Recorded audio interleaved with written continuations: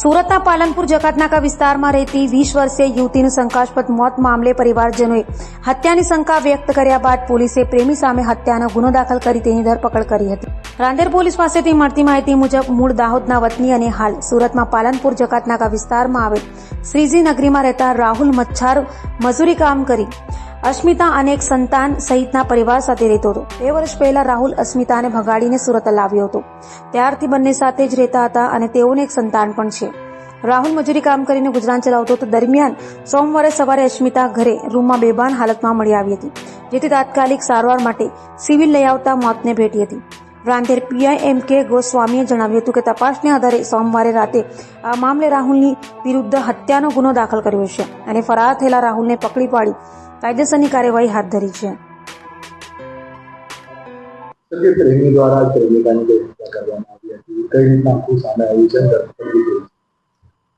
તારીખ 14/7/2025 ના રોજ રાંદેર પોલીસ સ્ટેશનની હોસ્પિટલ તરફથી એક મહિલા ગળે ફાંસોખાધેલી હાલતમાં આવેલી અને મરણ ગયેલાની હકીકત જણાવતા રાંદેર પોલીસ અને અમે તાત્કાલિક હોસ્પિટલ પહોંચી ગયેલા અને આ બાબતે ઊંડાણપૂર્વક તપાસ કરતા મરનાર મહિલા શ્રીજીનગર ઝુંપડપટ્ટી કિરણ કાંટા પાસે રહેતી હતી રાંદેર વિસ્તારમાં અને તેણીએ 2 વર્ષ પહેલા રાહુલ સરદાર મચ્છાર સાથે પ્રેમ લગ્ન કરેલ હતા. તેના થકી એક સંતાન પણ તેમને 1 વર્ષનું હતું.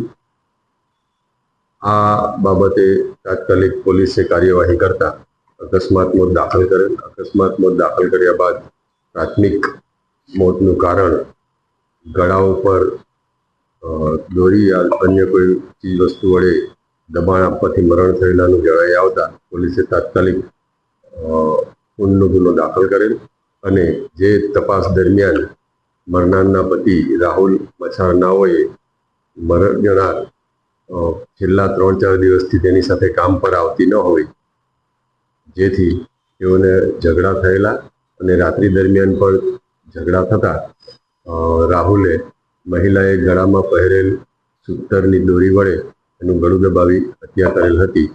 તે હકીકત સામે આવતા આરોપીને અટક કરવામાં આવેલ છે. હાલ ગુનાની તપાસ ચાલુમાં છે. પરિવારમાં કોણ છે અને ગંભીર આક્ષેપાત કરે છે તે રીતે કરવામાં આવ્યો? આ બંનેના મૂળે પ્રેમ લગ્ન હોય. મનોરંજન અને પિયર પક્ષ સાથે સંબંધો થોડા ઓછા હતા અને તેમ છતાં તેઓ આવેલ હતા અને તેઓને લાશનો કબજો સોંપવામાં આવેલ છે.